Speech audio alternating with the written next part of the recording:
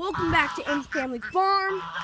Okay, so today we just got a new goose named Bruce the Goose. It's the loudest thing I've heard. We put him together with the ducks so that he would try to get along with them. We haven't put him with Steve yet because they might fight over dominance because Steve was our last dominant one, which would not be very good if they did fight. And we also got a new goose. Here he is. There he is. He's very cute. Very soft also.